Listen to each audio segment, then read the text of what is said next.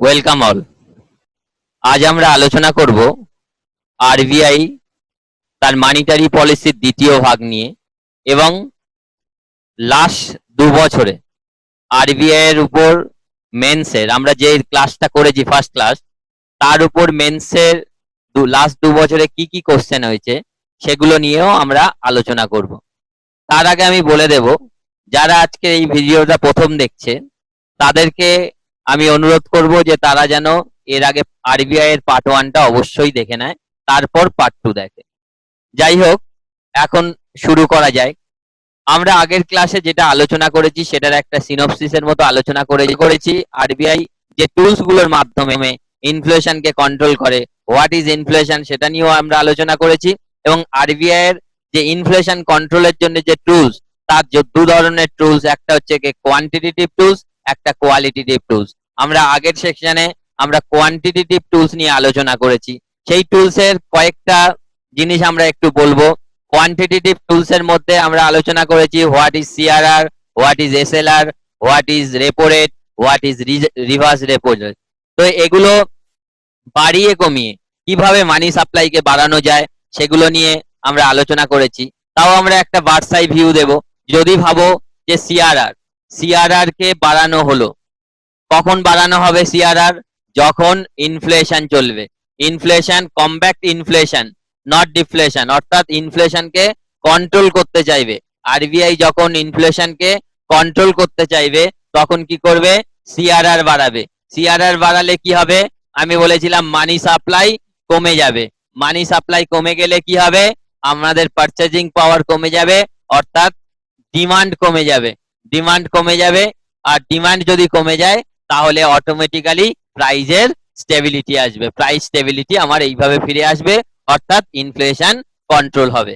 আবার যদি ঠিক উল্টো ব্যাপার হয়, ইন কেস অফ ইনফ্লেশন এটা করব। যদি ডিফ্লেশন হয়, ডিফ্লেশন হলে আমরা কি করব? সিআরআর কে কমিয়ে দেব। সিআরআর কে কমালে কি হবে? মানি সাপ্লাই বেড়ে যাবে। মানি সাপ্লাই বেড়ে যাবে, মানি সাপ্লাই বেড়ে রিজার্ভ বেড়ে যাওয়া, রিজার্ভ কমে যাওয়া মানে মানি সাপ্লাই বেড়ে যাবে।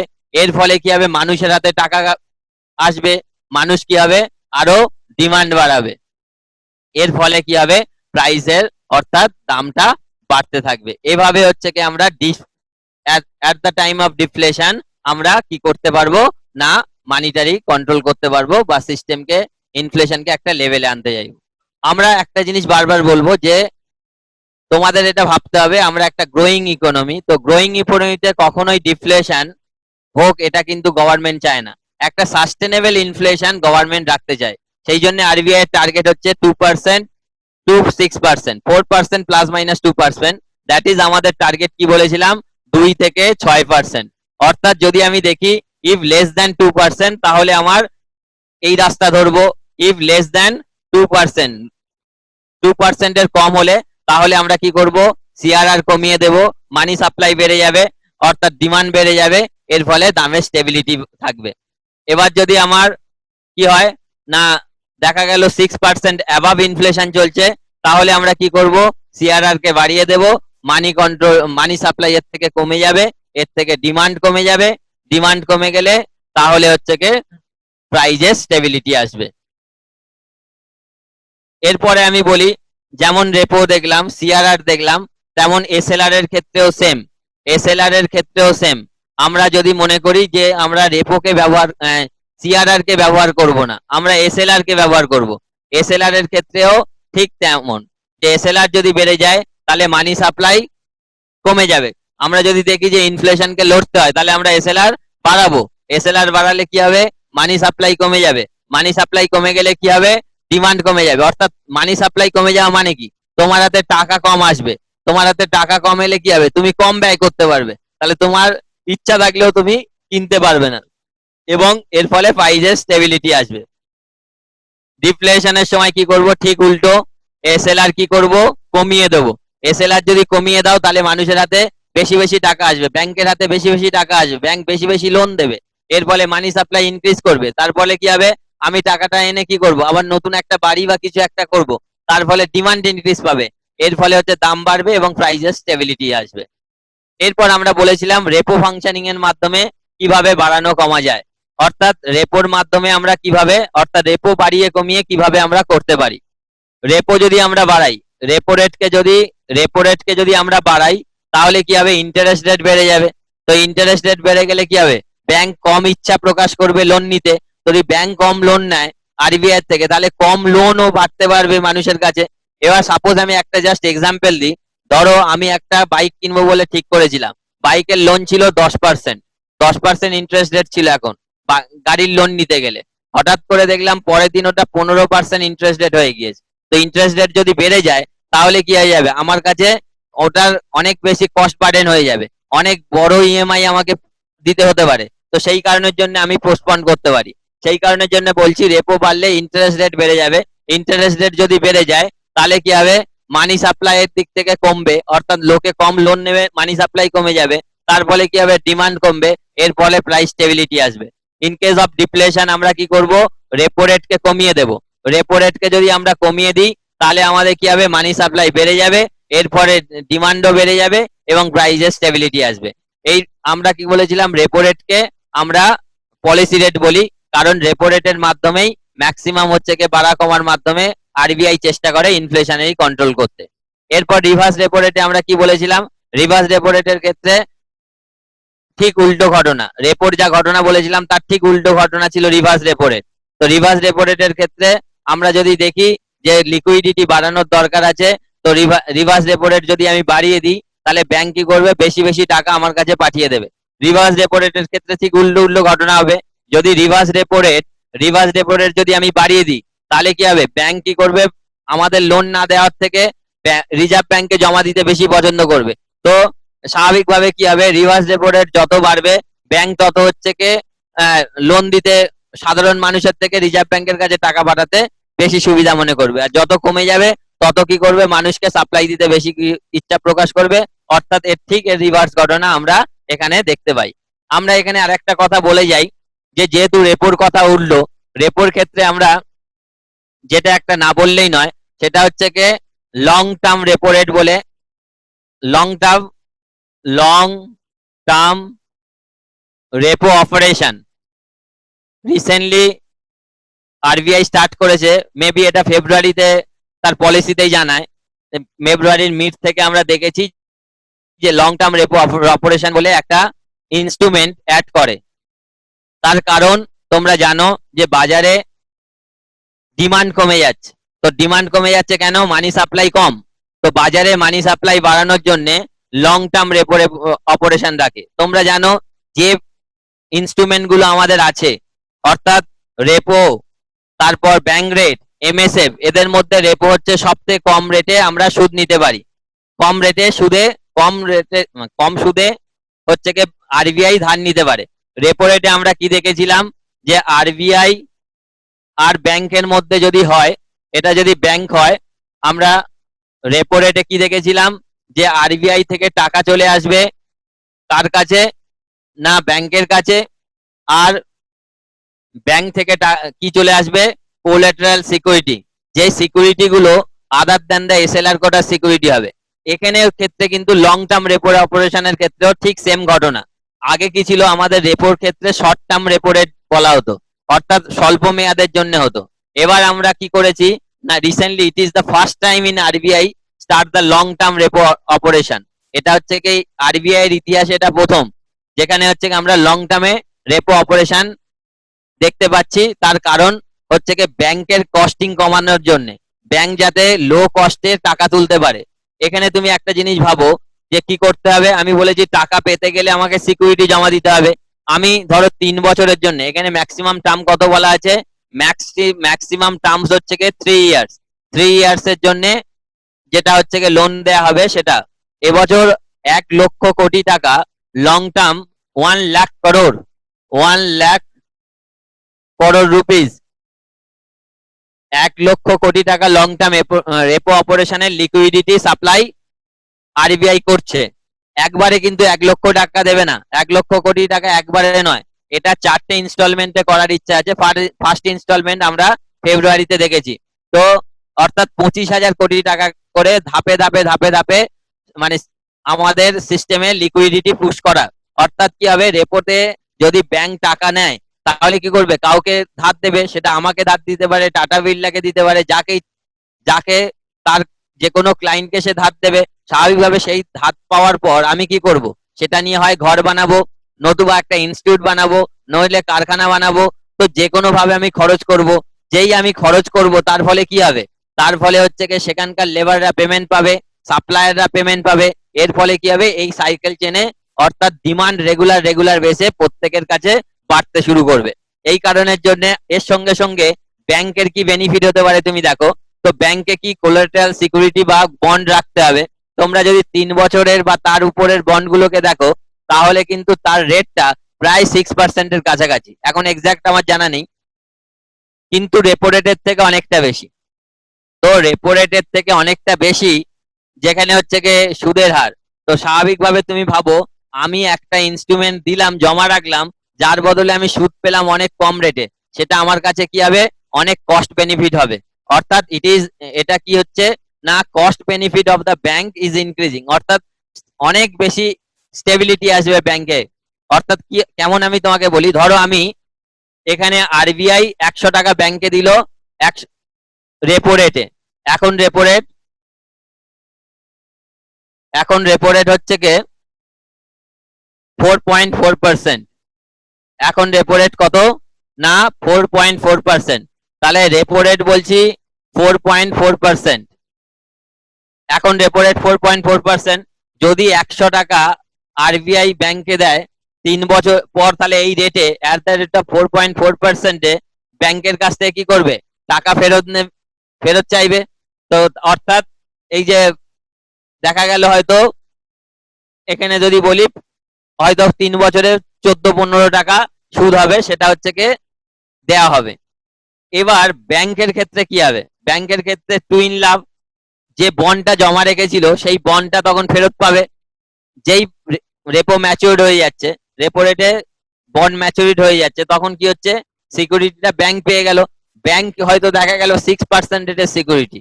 অর্থাৎ দেখা গেল 3 বছর পর সে 118 কোটি টাকা পাচ্ছে। তাহলে দেখো, যে সিকিউরিটি জমা দিয়ে আমি লোন নিয়েছি, সেই সিকিউরিটির রেটের যে ইন্টারেস্টটা থেকেও কম রেটে আমি লোন পেয়েছি। তো স্বাভাবিকভাবে কি হবে? আমার কস্ট বেনিফিট অনেক বেশি হবে।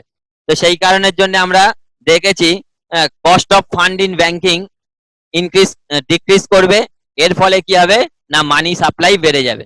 আরেকবার বলে দিই, long term repo operation RBI হিস্ট্রিতে প্রথমবার শুরু হয়েছে। লং টার্ম রেপোরেশনে আরবিআই লিকুইডিটি সেন্ড করেছে 1,00,000 crore। এখানে কি রেপোর মতোই একই, যে সিকিউরিটি জমা দিয়ে ব্যাংক ধার নেবে, সেটা কিসে? লং টার্মে। যে সিকিউরিটি জমা দেবে সেটা যেন 3 বছরের জন্য লোন নিলে তাহলে 3 বছরের কমে না যেন হয় বন্ডটার ম্যাচুরিটি। তো অর্থাৎ লং টার্মের বন্ড গুলোকে জমা দেবে, জমা দিয়ে টাকা নেবে, ম্যাচুরিটির সময় কি হবে? বন্ড ফেরত পাবে এবং তার বিরুদ্ধে সুদ সহ টাকা জমা দেবে আরবিআই কে। এর ফলে কস্ট অফ ফান্ড অফ ব্যাংকের কস্ট অফ ফান্ড কি হবে? না, কমে যাবে। অর্থাৎ তাদের টাকা তোলার খরচ অনেক কমে যাবে। বাট তার ফলে কি হবে? ব্যাংক ইন্টারেস্ট পাবে বেশি করে সাধারণ মানুষকে লোন দিতে। আর আমি তোমাদের বলেছিলাম যে 1,00,000 টাকা একবারেই, 1,00,000 কোটি টাকা একবারেই ইনজেক্টেড হবে না। এটা 4টে ইনস্টলমেন্টে আরবিআই ধাপে ধাপে লিকুইডিটি ইনজেক্ট করবে। আরবিআই লং টার্ম অপারেশন কেন লাগু করেছে যদি প্রশ্ন করা হয়, তাহলে তোমরা বলবে inject the liquidity in the system. অর্থাৎ কোনো না কোনো ভাবে লিকুইডিটি ইনজেক্ট করতে চাইছে। কেন লিকুইডিটি ইনজেক্ট করতে চাইছে? যে হাই লেভেলের ডিমান্ড আমাদের, যে দেখছো যে লাস্ট 1 বছর ধরে তেমন গ্রোথ রেট নেই, দ্যাটস মিন আমরা সেখানে দেখেছি যে ডিমান্ড ক্রাইসিস হচ্ছে, অর্থাৎ ডিমান্ড কম। এই ডিমান্ড বাড়ানোর জন্য আমরা লং টার্ম রেপো অপারেশন নিয়ে এসেছি। এবার আমরা যাই পরেরটা, what is the bank rate. এটা আমরা বুঝেছি। মার্জিনাল স্ট্যান্ডিং ফ্যাসিলিটি আমরা দেখেছিলাম রেপোর মতোই, শুধু রেপোর ক্ষেত্রে এসএলআর কোটা সিকিউরিটি রাখা যায় না, বাট মার্জিনাল স্ট্যান্ডিং ফ্যাসিলিটির মধ্যে এসএলআর কোটা সিকিউরিটিতেই আমরা পাবো, কিন্তু রেটটা হচ্ছে ব্যাংক রেটের সমান। ওপেন মার্কেট অপারেশনে আমরা দেখেছিলাম buy and sell the security, buy করে এবং সেল করে আরবিআই সিকিউরিটি গুলোকে, যেটা আগের ক্লাসে আমরা ভালোভাবে বুঝিয়েছি। এবার আমরা আজকে যাব qualitative tools. What is the qualitative tools? তো কিছু কিছু কারণ দেখিয়ে যে আরবিআই মাঝে মধ্যে যখন মনে করে যে ইনফ্লেশন বেড়ে গেছে, তাহলে ইনফ্লেশন বাড়া মানে কি? ইনফ্লেশন যখন কন্ট্রোল বেড়ে গেছে, অর্থাৎ 6% বেশি আছে, when inflation is 6% above, তাহলে কি চাইবে আরবিআই? চাইবে ডিমান্ডটাকে কোনো না কোনো ভাবে কমাতে হবে। তো ডিমান্ড কোনো না কোনো ভাবে কমানোর ক্ষেত্রে আমি কি করব? মার্জিনটাকে বাড়ানো কমানো করতে পারবো। মার্জিনটা কি? আমরা যদি কোনো লোন নিই, ধরো আমি আজকের 10,000 টাকার সোনা নিয়ে লোন চাইতে গেলাম মন্নপুরম গোল্ড লোনে। তো আমাকে এই 10,000 টাকার গোল্ড জমা দিয়ে আমি কোনো একটা ব্যাংক থেকে যদি লোন নিতেও যাই, তাহলে আমাকে ব্যাংক কিন্তু 10,000 টাকা সোনা আছে মানে 10,000 টাকা লোন দেবে না। এখানে আরবিআই যদি দেখে ইনফ্লেশন চলছে, তখন বলবে যে এই যে মার্জিনটা 60% দেওয়া হবে। অর্থাৎ কি, আমি যদি 10,000 টাকা সোনা জমা দিই, আমাকে লোন দেবে মাত্র 6,000 টাকা।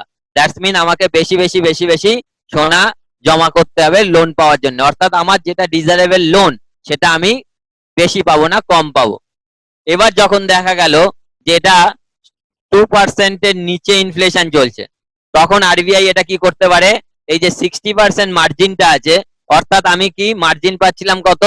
আমার অ্যাসেটের 60%, এবার ওটাকে আমার বাড়িয়ে করে দিল 80% বা 90%, বললো 90%ই লোন দেওয়া যাবে। তাহলে তোমরা বুঝতে পারছো, আগে আমি 6,000 টাকা লোন পাচ্ছিলাম, আমি সেই সোনাটা জমা দিয়ে এখন 9,000 টাকা লোন পাচ্ছি। তাহলে আমি এই 9,000 টাকা লোন যদি পাই, তাহলে আমি কি হবে? বেশি বেশি বেশি বেশি খরচ করতে পারবো। অর্থাৎ আরবিআই কি করে? তার কোয়ালিটেটিভ টুলস এর এই মার্জিন বাড়িয়ে কমিয়ে কি করে? মানি সাপ্লাই বাড়ায় কমায়। যখন হচ্ছে কি মার্জিন কমিয়ে দেয়, তখন কি হয়? মানি সাপ্লাই কি হয়ে যাবে? তাহলে যখন মার্জিন কম, অর্থাৎ এখানে আমার ডিমান্ড কমাতে হবে, তাহলে আমার মানি সাপ্লাইকে কি হতে হয়েছে? কমাতে হয়েছে। যখন তাহলে আমার তখন যখন মার্জিনকে কমাতে হচ্ছে, তখন হচ্ছে মানি সাপ্লাই অটোমেটিক্যালি কমে যাচ্ছে। যখন মার্জিনকে বাড়ানো হচ্ছে, তার ফলে ডিমান্ড বেড়ে যাবে, মানি সাপ্লাই বেড়ে যাবে। এগুলো একটু খেয়াল রাখবে, তাহলে দেখবে যতই ঘুরিয়ে প্রশ্ন দিক, তোমাদের কিন্তু কোনো অসুবিধা হবে না। তারপর আমাদের আছে কনজিউমার ক্রেডিট রেগুলেশন। কি হতে পারে কনজিউমার ক্রেডিট রেগুলেশন? ধরো এবার আমি একটা বাইক কিনতে গেছি, এতক্ষণ আমি আমার সোনাটা রাখতে গেছিলাম, তখন কি করলো গভর্নমেন্ট? ইনফ্লেশন চলছে, মানি সাপ্লাই কমাতে হবে, আমাকে কি করলো? কম লোন দিল। যখন ডিফ্লেশন চলছে, আমাকে বেশি লোন দিল একই সোনাতে। বাট এবারে আমি নিজে একটা গাড়ি কিনতে গেছি, তখন আমাকে কি করতে হবে? কনজিউমার ক্রেডিট রেগুলেশনে এরকম বললো যে কোনো একটা ইনস্ট্রুমেন্টের বা কোনো একটা এর ম্যাক্স এতটা ডাউন পেমেন্ট হতে হবে। অর্থাৎ দেখা গেল আমি 1,00,000 টাকার একটা বাইক কিনতে গেলাম, 1,00,000 টাকার একটা বাইক কিনতে গেলাম, আমাকে বলল যে 30% আমার ডাউন পেমেন্ট করতে হবে।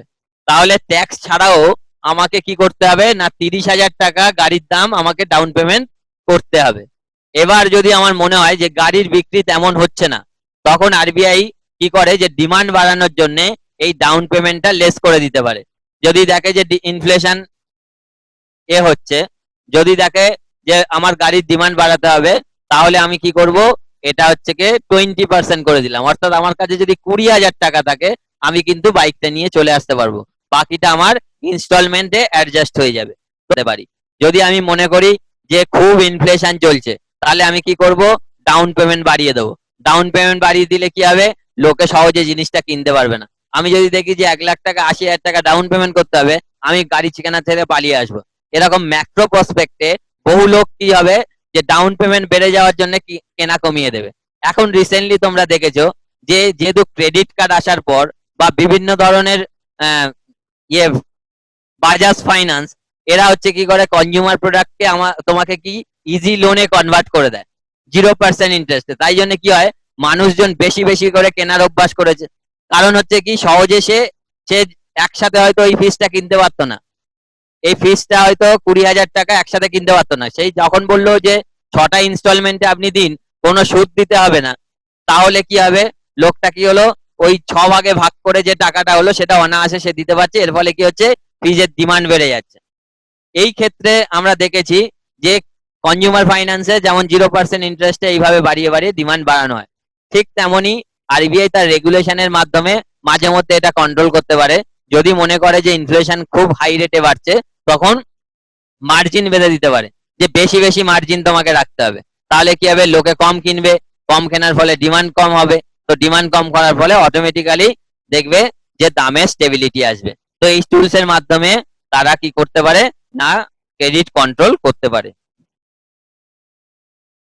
তাহলে আমরা কি বুঝলাম, যদি ইনফ্লেশন হয়, দ্যাটস মিন 6% অ্যাবাভ হয়, ইনফ্লেশন বেড়ে যাচ্ছে 6% অ্যাবাভ, তাহলে আমরা কি করব, ডাউন পেমেন্টটা বাড়িয়ে দেবো, ডাউন পেমেন্টটা বাড়িয়ে দেবো।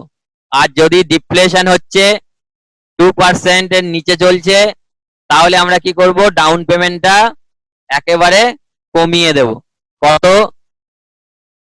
অর্থাৎ ডাউন পেমেন্টটা আমাকে এখানে ধরো এখানে বলে দিলাম যে তোমাকে ডাউন পেমেন্ট করতে হবে অনলি 10% অফ দিস প্রোডাক্ট, এখানে বললাম যে ডাউন পেমেন্ট করতে হবে 30% অফ দিস প্রোডাক্ট। তো এই ডাউন পেমেন্ট কমিয়ে বাড়িয়েও তোমাকে করা যেতে পারে যে ইনফ্লেশনকে কন্ট্রোল। গাইডলাইন তোমরা জানো যে আরবিআই বিভিন্ন ধরনের নোটিফিকেশন বের করে, তারপর ওরালি কোনো গাইডলাইন জারি করতে পারে তার বিভিন্ন ক্লায়েন্টের। আরবিআই এর ক্লায়েন্ট যারা গভর্নমেন্ট, তারপর ব্যাংক, এরা হচ্ছে কি আরবিআই এর ক্লায়েন্ট। এরপরে আমরা যাই rationing of credit. RBI guideline ঠিক করে যে কাকে কতটা পরিমাণ পর্যন্ত লোন অ্যাপ্রুভ করা হতে পারে। সেটা হচ্ছে কি হয়তো limits of the maximum amount of loan and advantage, যে তোমাকে কতটা পরিমাণ লোন এবং অ্যাডভান্স ম্যাক্সিমাম দেওয়া যেতে পারে, that is the ration. Moral suasion মানে কি বলতো, ভালোবেসে কাজ করিয়ে নেওয়া। হঠাৎ করে কি হলো, ধরো আরবিআই বললো যে তোমরা এইভাবে করছো, তাহলে এটা ঠিক নয়, এটা এইভাবে করা উচিত বলে ব্যাংকে কোনো অনুরোধ করলো, বা ব্যাংকের কোনো মিটিং এ বললো যে ব্যাংকের কাজকর্ম এইরকম ভাবে করা উচিত, তো আরবিআই যা বলে সেই গাইডলাইন অনুযায়ী ব্যাংক করে। তোমরা দেখেছো যে একটা সময় দেখেছো রেপো রেট কমে যাচ্ছে, ব্যাংকের ইন্টারেস্ট রেট কমছে না। এর ফলে ব্যাংক বারবার আরবিআই এর গভর্নর ব্যাংকের যে বিভিন্ন এমডি আছে তাদেরকে ডেকে বলতে থাকে, চেয়ারম্যানকে ডেকে বলতে থাকে, এবং তারা কি করে যে একটা সময় সেটাকে লাগু করে। এছাড়া কি হয়, গভর্নমেন্টের সঙ্গেও মাঝে মধ্যে কি হয় না, বৈঠক করে যে আমার মানিটারি পলিসি কন্ট্রোল করতে গেলে খরচ কমাতে হবে। এবারে আপনারা যদি এরকম অহেতুক খরচ করেন, তাহলে কিন্তু আমি মানিটারি পলিসি ঠিক মতো চালাতে পারবো না। তাই আপনাদের কাছে অনুরোধ যে আপনারা মানিটারি ফিসক্যাল ঘাটতি গুলো একটু কন্ট্রোল করেন, তাহলে আমার অর্থাৎ মুদ্রাস্ফীতির হারটা ঠিক রাখা সম্ভব। এদিকে দেখো আমি কেন বলছি, ধরো আরবিআই কি করেছে, মানি সাপ্লাই কমানোর জন্য প্রচন্ড ধরনের রেট বাড়াচ্ছে, এ করছে, কিন্তু ওদিকে গভর্নমেন্ট হচ্ছে কি প্রচুর খরচ করে চলেছে। যদি গভর্নমেন্ট খরচ করে সেই টাকা তো আমার কাছে আসবে, আমি খরচ করব, এইভাবে অটোমেটিক্যালি কিন্তু বেড়ে যাবে, মানি সাপ্লাই বাড়তে থাকবে, গভর্নমেন্টের খরচও তো মানি সাপ্লাই বাড়াবে। তো স্বাভাবিকভাবে কি হবে, তখন হচ্ছে কি আরবিআই বলে যে আপনার ফিসকালটাকে একটু দেখুন, আপনারা ঠিকঠাক ভাবেই খরচ করুন, তাহলে কি হবে, আমার ইনফ্লেশনকে কন্ট্রোল করতে অনেক বেশি সুবিধা হবে। এরপর বলছি ডাইরেক্ট অ্যাকশন। তো ডাইরেক্ট অ্যাকশন মানে আরবিআই কোনো কিছুর ব্যাপারে ডাইরেক্টলি তাকে ফাইন পেনাল্টি করতে পারে। আরবিআই যদি দেখে যে তার এই নর্মসের রুলস রেগুলেশন মেনটেন হয়নি, তাহলে সেই ব্যাংকে বা তার ক্লায়েন্টকে ফাইন করলো। ব্যাংকে যদি ফাইন করে, ব্যাংকে 14 দিনের মধ্যে সেটা পেমেন্ট করতে হবে। ইভেন তোমরা দেখেছো ইয়েস ব্যাংকের ক্ষেত্রে, ইয়েস ব্যাংকের ক্ষেত্রে আরবিআই দেখলো যে তারা প্রপার অ্যাকাউন্টিং মেনটেন করেনি, তার ফলে আরবিআই কি করলো, তার বোর্ডটাকে ভেঙে দিয়ে নতুন বোর্ড গঠন করে দিল। এর থেকে তোমরা বুঝতে পারছো যে ইয়েস ব্যাংকের যে কেসটা হলো, যে ইয়েস ব্যাংকের ক্ষেত্রে আমরা দেখলাম যে ইয়েস ব্যাংকের বোর্ডকে একেবারেই ভেঙে দিয়ে নতুন একটা বোর্ড গঠন করলো এসবিআই এর তত্ত্বাবধানে। তো এর ফলে কি হলো, এটা হচ্ছে একটা ডাইরেক্ট অ্যাকশন। তো এই পদ্ধতির মাধ্যমেও আরবিআই তাদের মানে সিস্টেমটাকে ঠিক করে রাখে, বা প্রপার মানিটারি পলিসি ইমপ্লিমেন্টেশনের কাজ করতে পারে। প্রপার অ্যাকাউন্টিং, ধরো যদি তার অ্যাকাউন্টিং ভুল হয়, তাহলে সিস্টেমেটিক ভুল হবে। কোনো একটা ব্যাংকের গাইডলাইন দিল, সে কি করছে, যে কোনো টাকা নিয়ে নিচ্ছে, হ্যাঁ, অর্থাৎ যে কোনো রেটে লোন দিচ্ছে, তাহলে কি হবে, একটা ফিনান্সিয়াল স্টেবিলিটি থাকবে না। এর ফলে কি হবে, আরবিআই পেনাল্টি করতে পারে বা কোনো ডাইরেক্ট অ্যাকশন নিতে পারে যদি সে বারবার না শোনে। এরপর আমি যাই যে কারেন্টলি কি আছে। কারেন্টলি মানে অ্যাট প্রেজেন্ট আমি 27 তারিখের ডেটা নিয়েছি 18%। এখন এসএলআর হচ্ছে কি 18%, 18.25টা ভুলবশত আছে, এটা আমি ঠিক করে দেব পরে। অর্থাৎ এসএলআর এখন তোমরা আরবিআই দেখে নেবে আজকে গিয়ে, এসএলআর হচ্ছে কি এটা 18% হয়েছে। কারণ তোমরা জানো যে 2018 যখন ফিফথ মানিটারি পলিসি ডিক্লেয়ার হয়, অর্থাৎ 19-এর গোড়া থেকে জানুয়ারি থেকে প্রতি কোয়ার্টারে 25 বেসিক পয়েন্ট করে এসএলআর কমানোর কথা। অর্থাৎ প্রতি কোয়ার্টারে কি হয়েছে, অটোমেটিক্যালি 25 বেসিক পয়েন্ট করে এসএলআর কমছে। কতক্ষণ কমবে না, যতক্ষণ না 18% আসে। তো এখন আমরা 18% এসে গেছি।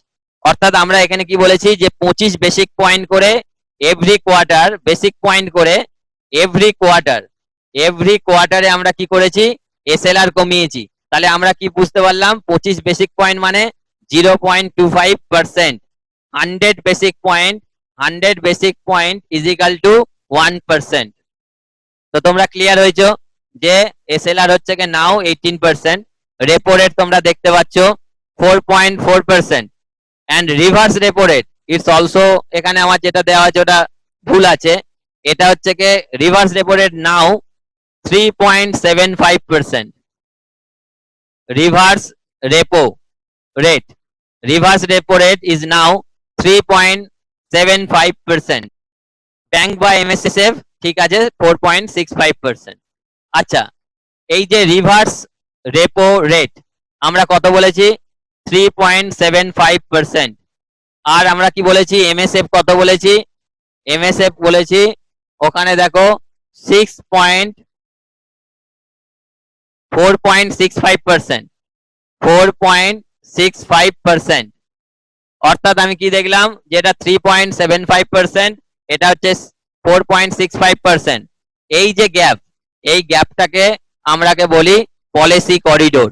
অর্থাৎ এই গ্যাপটা কত, এদিকে 25 আর ওদিকে 65, 70 মানে 90 বেসিক পয়েন্ট বা 0.9%।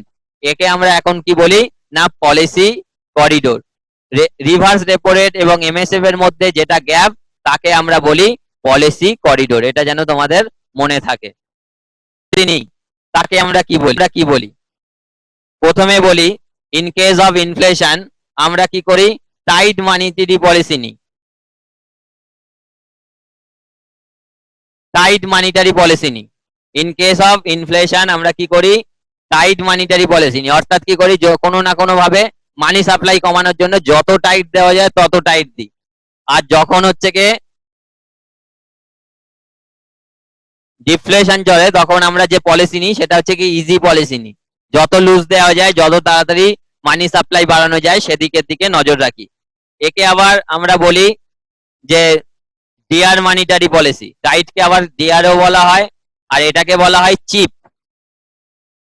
Chip monetary policy. একে আমরা যেটা ইনফ্লেশনের সময়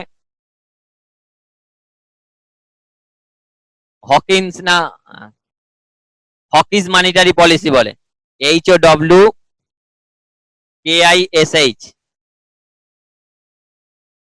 আর in case of deflation it call dovish, DOVIAC, dovish monetary policy. তাহলে আমরা কি এখানে আরেকবার আলোচনা করে নিই। ইন কেস অফ ইনফ্লেশন যে আমরা মানিটারি পলিসি ডিক্লেয়ার করি তাকে আমরা বলি টাইট মানিটারি পলিসি। তার আরেকটা নাম বলতে পারি, কখনো দেখতে পারো টাইট দিয়ে দিয়েছে, কখনো ডিআর দিয়ে দিয়েছে, বা কখনো হকিস বললো। অর্থাৎ all are the monetary policy applicable in case of inflation. যখন ডিফ্লেশন চলবে তখন ইজি, চিপ এবং ডভিস মানিটারি পলিসি আমরা অ্যাপ্লাই করব। ক্লিয়ার হলো? মোটামুটি ভাবে আমরা মানিটারি পলিসি তার ইনস্ট্রুমেন্ট গুলো নিয়ে আলোচনা করেছি, এবং মেনলি আমরা এটুকু বুঝতে পেরেছি যে মানিটারি পলিসির মূল লক্ষ্য যখন ইনফ্লেশন হবে টাকার গতিটা, অর্থাৎ when in case of inflation RBI চাইবে যে টাকা অর্থাৎ রুপি হচ্ছে কি আরবিআই এর দিকে আসবে। In case of inflation RBI চাইবে যে ডিমান্ড কমাতে, মানে টাকা আরবিআই এর ঘরের ট্রেজারির দিকে আসবে। এর ফলে কি হবে, বাজারে মানি সাপ্লাই কমে যাবে। মানি সাপ্লাই কমে যদি যায় তাহলে অটোমেটিক্যালি ডিমান্ড কমে যাবে। ডিমান্ড কমে গেলে বাজারে স্টেবিলিটি এসে যাবে in case of inflation. Deflation, in case of deflation কি করবে আরবিআই? আরবিআই এর ঘর থেকে টাকা বেরিয়ে যাবে। আরবিআই এর ঘর থেকে টাকা বেরিয়ে যাবে, কারণ মোর ডিমান্ড ক্রিয়েট হতে। তোমরা দেখছো কোভিড এর সময়, এই যে কোভিড-19, এই সময় কি চাইছে আরবিআই? দেখো একে একে লাস্ট কয়েকটা উইকে পর পর পর পর দেখবে তোমার রেট কমাতে শুরু করেছে। তার কারণ আরবিআই চাইছে মানুষ বেশি বেশি, মানুষের কাছে এখন টাকা নেই, তো মানুষের হাতে কোনো না কোনো ভাবে টাকা পৌঁছে দিতে হবে, অর্থাৎ চিপ রেটে টাকা পৌঁছে দিতে হবে। যত টাকা সাপ্লাই বেড়ে যাবে তাহলে কি হবে, ইন্টারেস্ট রেট ফল করবে, কিছু কিছু মানুষ আবার সেই সামর্থ্য হবে কেনার জন্য। তাহলে কি হচ্ছে, দেখছো যে কন্টিনিউ ইন্টারেস্ট রেট ফল করছে, কারণ গভর্নমেন্ট চাইছে বারে বারে যে এটা, যে তোমার মানি সাপ্লাইটা বাড়ুক এবং মানুষ হচ্ছে কে আবার ডিমান্ড ক্রিয়েট করুক, আবার ডিমান্ড তৈরি করুক। এর ফলে তোমরা দেখেছো যে লাস্ট কিছুদিন ধরে আরবিআই প্রতি সপ্তাহে একটা না একটা নতুন পলিসি নিয়ে আসছে, যাতে অর্থাৎ ইকোনমি স্টেবিলিটির মধ্যে থাকা যায়। তো অর্থাৎ মানি সাপ্লাই এবং মানিটারি পলিসির প্রপার ইমপ্লিমেন্টেশন করা যায়, মানুষের হাতে টাকা থাকে, গ্রোথ সাস্টেনেবল হয়। মেন লক্ষ্য হচ্ছে গ্রোথ সাস্টেনেবল করা, মানুষ যাতে সঠিকভাবে তার কাজকর্ম করতে পারে, কোনো সমস্যা না হয়, কোনো ইন্ডাস্ট্রি না বন্ধ হয়ে যায়, সেই দিকে মানি সাপ্লাইয়ের দিকে জোর দেওয়া। লাস্ট 2 বছরের আমরা ডব্লিউবিসিএস মেন্সে আমরা যেটুকু টপিক পড়াশোনা করেছি আরবিআই 1 এবং আরবিআই 2 নিয়ে, তার যে যে প্রশ্নগুলো এসেছে সেগুলো আমরা ধাপে ধাপে আলোচনা করব। এবার এর সঙ্গে সঙ্গে আমি বলি, এখন টপিকের সিচুয়েশনটা কেটে যাক। আগামী মেন্সের ঠিক 1 মাস আগে আমি একটা আরবিআই এর ওপর লাস্ট 6 মান্থের যে ডেভেলপমেন্ট হয়েছে, আরবিআই এর যে ডেভেলপমেন্ট ইন লাস্ট 6 মান্থ, সেটার উপরে আমি একটা আলোচনা করব, এরকম একটা ভিডিও প্রস্তুত করব। অর্থাৎ প্রচুর চেঞ্জ তোমরা দেখতে পারবে ফিনান্সিয়াল ইনস্ট্রুমেন্ট থেকে রেটেড সিস্টেমের, সেটার একটা গ্রাফিকাল চার্ট রিপ্রেজেন্টেশন কিভাবে করা যায় সেগুলো আমরা চেষ্টা করব। চলো এসছে, তোমরা দেখে অবাক হয়ে যাবে 8-10টার উপরে কোশ্চেন আমরা এইটুকু যেটুকু পড়েছি 1 ঘন্টা 1.5 ঘন্টার ক্লাসের মধ্যেই পাই। তাহলে তুমি ভাবো কস্ট বেনিফিট কত বেটার। অর্থাৎ একটা এত বড় একটা এক্সামের মেন্স পরীক্ষায় 8 থেকে 10 মার্কস তুমি মাত্র 1-1.5 ঘন্টার ক্লাসে পাচ্ছ। এর থেকে অন্তত কস্ট বেনিফিট আমি অন্তত কোথাও খুঁজে পাই না। তাই আমি বলি কোশ্চেন গুলো দেখি, তাহলেই তোমরা বুঝতে পারবে যে কেমন সোজা সোজা প্রশ্ন করা হয়। সেটা তোমাদের 2019-এর 1 নম্বরে আমি একটা কোশ্চেন পড়ি। কি বলেছে, which of the following is not a quantitative credit control of RBI. তোমাদের একটু আগেই আমি বলেছি quantitative credit control of RBI, এই কথাটা বলেছি। তো তোমাদের আমি কি বলেছি, যে দুটো টুলস, একটা কোয়ান্টিটেটিভ টুলস, একটা কোয়ালিটেটিভ টুলস। তাহলে কোয়ান্টিটেটিভ টুলসে কি বলেছিলাম, যত রেট রিজার্ভ এগুলো হচ্ছে একটা চার্ট করা আছে। তো তোমরা চার্ট দেখে বুঝতে পারছো যে bank rate is a quantitative, তাহলে এ আনসার নয়। বি হচ্ছে মার্জিন, তোমরা দেখেছো কোয়ালিটেটিভ টুলসে ছিল মার্জিন, তাহলে তোমাদের আনসার কি হয়ে গেল না B, that is the margin statement. তাও সি দেখি এসএলআর ছিল, এসএলআর তোমরা জানো quantitative tools. Open market operation also the quantitative tools. Open market অপারেশনে আমি কি বলেছিলাম, buy and sell the security. That mean আমাদের আনসার হচ্ছে কি, একের আনসার কি হবে B, that is the margin requirement. Second question, bank rate is an instrument of, কিসের ইনস্ট্রুমেন্ট? মানিটারি পলিসির ক্রেডিট কন্ট্রোল করার জন্য। আমরা বলি কি ক্রেডিট বাড়াবো, ক্রেডিট কমাবো, ব্যাংক রেট বাড়িয়ে কমিয়ে করতে পারি। ব্যাংক রেট কি, আরবিআই ব্যাংকগুলোকে যে রেটে ধার দেয় লং টার্মে, সেটা হচ্ছে ব্যাংক রেট। ব্যাংক রেট মানে এই না যে আমরা যেটা নিয়ে ধার নিই, সেটা হচ্ছে ব্যাংক রেট। আমরা savings account interest rate, current বা ফিক্সড ইন্টারেস্ট রেট আমরা যেগুলো পাই, ওটা আলাদা। ব্যাংক রেটটা হচ্ছে কি আরবিআই টু ব্যাংকের মধ্যেই যে রেটের। তো এখানে কি হয় দেখো, তোমাকে বলছে প্রথমে ছিল ক্রেডিট কন্ট্রোল, বি বলছে reducing fiscal deficit. Fiscal deficit কার ঘটনা? আরবিআই এর তো ঘটনা নয়, এটা ফিসকাল ডেফিসিট ঘটনা হচ্ছে কি গভর্নমেন্টের। তারপর বলেছে রিডিউসিং ডেফিসিট ফিনান্সিং। ডেফিসিট ফিনান্সিংটা কি, যখন হচ্ছে কি গভর্নমেন্ট ডেফিসিট ফিনান্সিং এ কি করে না, ব্যাংকের টাকা পয়সা কারেন্সি ছাপানোর জন্য তার বন্ড ইস্যু করে, সেই সময় ডেফিসিট ফাইন্যান্সিং এর গল্প আসে। তো এখানে ব্যাংক রেটের কোনো এ নেই। ইনক্রিজ ট্যাক্স রেভিনিউ, তো ট্যাক্সের সঙ্গে ব্যাংকের রেটের কোনো গল্প নেই। স্বাভাবিকভাবে answer is a, that is credit control. Third কোশ্চেনে যাই, একদম স্টেট কোশ্চেন। দেখো, in which year the Reserve Bank of India establish? তোমরা এখনই লাফিয়ে লাফিয়ে বলছো বলবো, এ ইজ দা 1935 সাল। Which one of the following rule is not determined by the Reserve Bank of India? দেখো, আমি তোমাকে এক্ষুনি যে চার্ট বানিয়েছি তাতে দেখো সিআরআর ছিল, তাহলে রিজার্ভ ব্যাংক করে, এসএলআর ছিল, রিজার্ভ ব্যাংক করে, রেপো ছিল, রিজার্ভ ব্যাংক করে। তাহলে ডি তাহলে কি আমি যদি নাও জানি করে দিতে পারি? ডিটা হচ্ছে কি প্রাইম লেন্ডিং রেট। অ্যাকচুয়ালি এটা হচ্ছে অনেক দিনের পুরানো গল্প। প্রাইম লেন্ডিং রেট এখন যেমন আমরা এক্সটার্নাল বেঞ্চমার্ক রেটে আমরা হচ্ছে কি ধার দিই, এরপর প্রাইম লেন্ডিং রেটের পর হয়েছিল আমরা দেখেছিলাম ব্যাংক রেট, এই base rate, sorry bank rate বলছি, বেস রেট। তারপর আমরা দেখেছি এমসিএলআর, বিভিন্ন লোনের ক্ষেত্রে যে আমরা সুদটা মিনিমাম করে এমসিএলআর। নাও আমরা external benchmark rate. External benchmark rate তোমাদের কে কে জানো? ঠিক, তোমরা অনেকেই জানো দেখছি। তো যাই হোক, এক্সটার্নাল বেঞ্চমার্ক রেটটা সেটাই, যে এক্সটার্নাল বেঞ্চমার্ক রেট মানে কোনো একটা ফিনান্সিয়াল বেঞ্চমার্কে ধরে নেওয়া হবে, সেই তার সঙ্গে আমার প্রফিট এবং যেটা আমার খরচ সেটাকে ধরে নেওয়ার পরে একটা রেট ফিক্সড হবে। অর্থাৎ আমার যখন এক্সটার্নাল বেঞ্চমার্ক নামবে, আমার অটোমেটিক্যালি আমার লোনের, পাবলিকের লোনেরও ইন্টারেস্ট রেট কমে যাবে। ধরো আমি কি বলতে পারি, রেপো হতে পারে এক্সটার্নাল বেঞ্চমার্ক, সেটা আমরা যখন পরে আমরা ইন ফিউচার আলোচনা করব তখন এর ডিটেলসে আলোচনা করব। 4 নম্বরে তাহলে আনসার কি হয়ে গেল?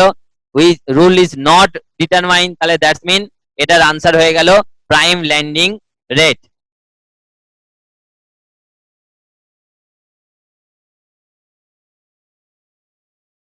Variation in margin requirement, margin কোথায় দেখেছো? কোয়ালিটেটিভ ক্রেডিট কন্ট্রোলে। কোয়ান্টিটেটিভ তো ওই রেট গুলো, কোয়ালিটেটিভে দেখিয়েছিলাম যে লাস্ট 6টা moral. 6 number, in case RBI want to make it more expensive, in case RBI want to make it more expensive for the bank to borrow money, অর্থাৎ bank যেটা ধার নেবে সেটা আরো এক্সপেন্সিভ করে দিতে চাইছে, তাহলে কি করবে? আমি যদি রেপো রেট বাড়িয়ে দিই তাহলে কি হবে? তার খরচ বেড়ে যাবে। 1 নম্বর হতে পারে। 2 নম্বরে কি বলেছে? রিডিউস দ্য রেপো রেট, এটা কখনোই হবে না, কারণ আমি তো তাকে এক্সপেন্স করতে চাইছি, খরচ বাড়াতে চাইছি, তাহলে কি হবে? বাড়াতে হবে। তাহলে বি অপশন নয়। সি বলছে increase in the reverse repo rate, reverse repo rate বা অ্যাবজর্ব করে লিকুইডিটি, সেখানে তো ধার দেওয়ার কিছু নেই। ডিক্রিজ রিভার্স রেপো রেট, সেখানেও তো কোনো এ নেই। তো স্বাভাবিকভাবে answer is a, increase the repo rate. যদি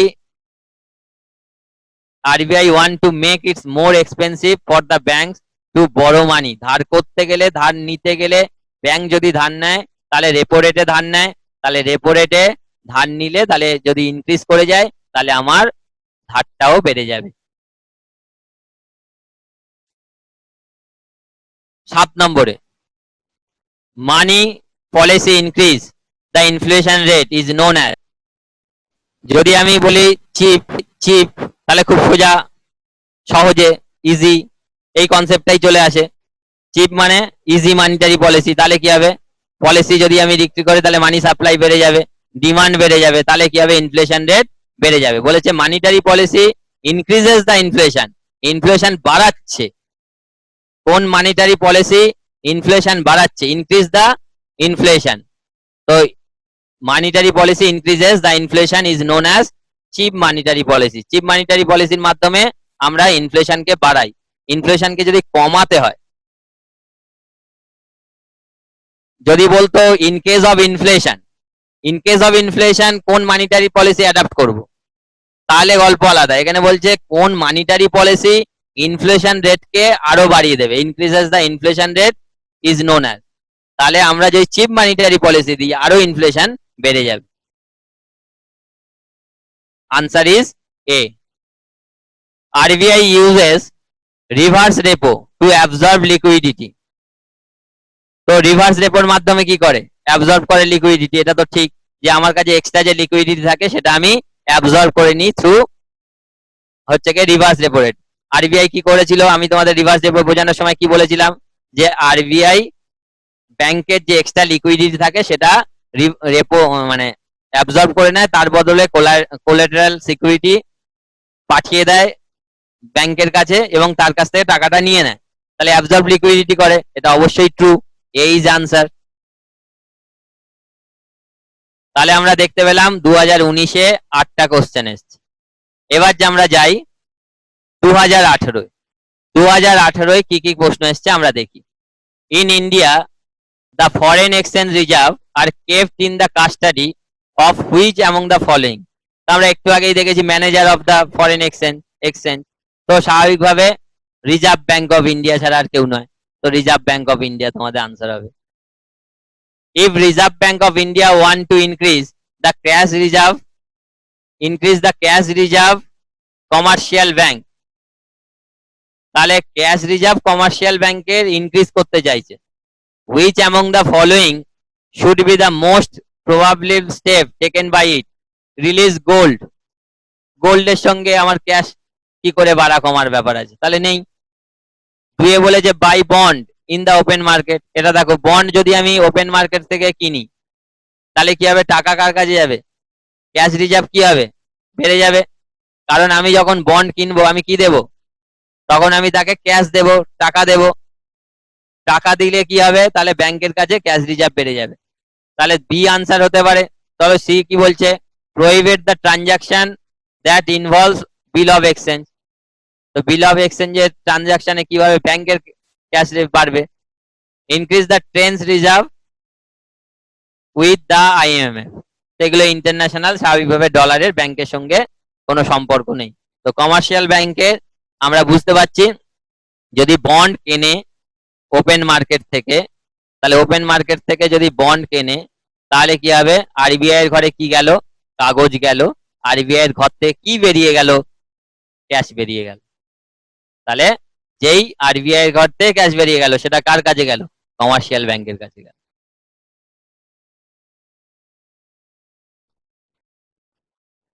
bring out the only incorrect statement, বলেছে ইনকারেক্ট স্টেটমেন্ট কোনটা, reverse repo operation by RBI aim to inject or increase liquidity, reverse repo শুধু অ্যাবজর্ব করে, ইনজেক্ট আর ইনক্রিজ কি করে হবে, তাহলে এটা ভুল, পরিষ্কার বোঝা যাচ্ছে। বি তে কি বলছে, SDR refer to the special drawing right, সেটা আলাদা, তোমরা এখনো পড়োনি, সেটা তোমরা যখন দেখবে যে ইন্টারন্যাশনালি আমরা কিছু রাইটস পাই ফরেন এক্সচেঞ্জের রিজার্ভের মধ্যে, সেটা দেখবে এসডিআর ও আছে। Rupee appreciated result is decrease in import, এর সঙ্গে বলেছে যদি ইম্পোর্ট কমে যায় তাহলে রুপি অ্যাপ্রিসিয়েট হবে, অর্থাৎ টাকার দাম বাড়বে। কিভাবে বোঝাই, সত্যি তাই হবে। তাহলে ইম্পোর্ট মানে কি, ইম্পোর্ট মানে গুডস ঘরে আসবে, ডলার বাইরে চলে যাবে। যদি আমি বিদেশ থেকে গুডস কম কিনি তাহলে কম ডলার ব্যয় হবে, তো কম ডলার ব্যয় হওয়া মানে ডলারের ডিমান্ড কমে যাবে, ডলারের ডিমান্ড কমে যাওয়া মানে ডলার হচ্ছে কে তোমার অনেক কম দামে বিক্রি হবে, অর্থাৎ আগে যদি 70 টাকা ডলারে বিক্রি হতো এখন 60 টাকা ডলারে বিক্রি হবে, অর্থাৎ দেখো আগে 70 টাকায় $1 পেত, এখন 60 টাকা $1 পাচ্ছে, that's mean rupee is appreciated, অর্থাৎ কম রুপি খরচ করে তুমি এখন ডলার পাচ্ছ। তো স্বাভাবিকভাবে ইম্পোর্ট কমে গেলে আমরা জানি রুপি অ্যাপ্রিসিয়েট হয়, ইম্পোর্ট বেড়ে গেলে রুপি ডেপ্রিসিয়েটেড হয়, এক্সপোর্ট বেড়ে গেলে ঠিক রিভার্স ঘটনা, এক্সপোর্ট যদি ডিক্রিজ করে তাহলে রুপি ডেপ্রিসিয়েট হবে, ইনক্রিজ করলে অ্যাপ্রিসিয়েটেড হবে। Increase in inflation rate lead to decline in real interest, increase in inflation rate যদি ইনক্রিজ করে lead to decline the real interest. What is the real interest জানো, আমরা যে ইন্টারেস্ট দেখতে পাই সেটাকে বলা হয় নমিনাল ইন্টারেস্ট। সাপোজ ধরো আমি ব্যাংকে কোনো একটা টাকা রেখেছি 10% সুদের হারে, আমি 100 টাকা রাখলাম, 110 টাকা পেলাম, আমার দেখে মনে হচ্ছে যে আমি কত বেশি পেলাম না 10 টাকা বেশি গেলাম, it is call nominal interest rate, অর্থাৎ নমিনাল যেটা দেখা যাচ্ছে, ইটস নট এ রিয়েল। এর ফলে এবারে দেখো 100 টাকায় ধরো আমি একটা বই কিনতে পারতাম, এবার দেখা গেল এই একটা বইয়ের দাম হয়েছে 108 টাকা 1 বছর পর। তাহলে আমাকে কি হচ্ছে, এই 108 টাকা খরচ করতে হচ্ছে, আগে 100 টাকা খরচ করে যে বইটা কিনতাম এখন 108 টাকা খরচ করে। তাহলে আমি অ্যাকচুয়ালি এখানে কি 110 টাকার জায়গায় 108 টাকা খরচ হয়ে যাচ্ছে, তাহলে আমার 2 টাকা থাকছে। এই 2 টাকাটা হচ্ছে কি রিয়েল ইন্টারেস্ট রেট। তাহলে আমি কি পেলাম, real interest rate, real interest rate is equal to nominal interest rate minus inflation. তাহলে আমাকে বলেছে যে ইনক্রিজ ইন ইনফ্লেশন, যদি ইনফ্লেশন বাড়ে তাহলে রিয়েল ইন্টারেস্ট রেট স্বাভাবিকভাবে কমবে। যদি দেখো আমার এখন 4% আছে, তাহলে আমাকে যদি 10 থেকে 4 বিয়োগ করতাম তাহলে 6 পেতাম।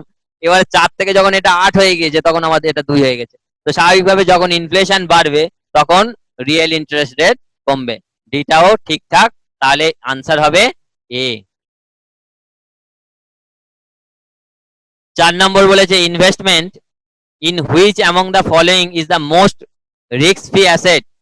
রিস্ক ফ্রি অ্যাসেট মানে গভর্নমেন্টের কাছে কোনো সিকিউরিটি কেনা, সেটাই রিস্ক ফ্রি অ্যাসেট। তাহলে কি হবে, আমার কোনো রিস্ক নেই।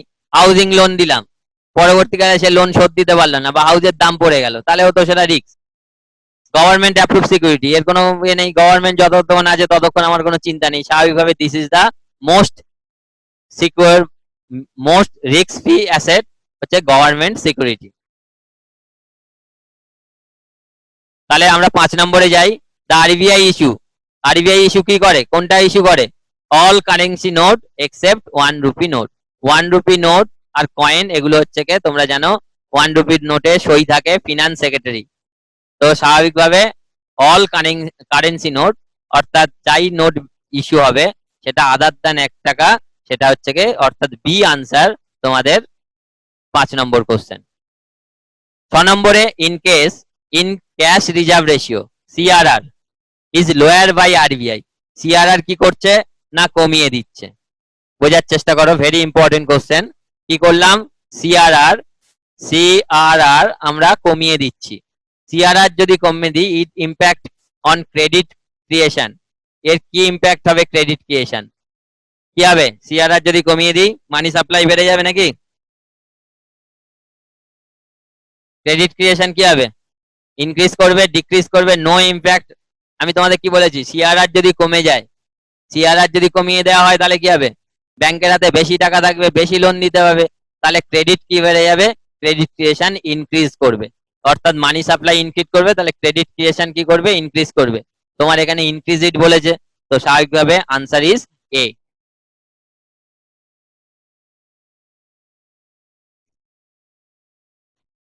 Which of the following is not the work of RBI. RBI এর কাজ নয়।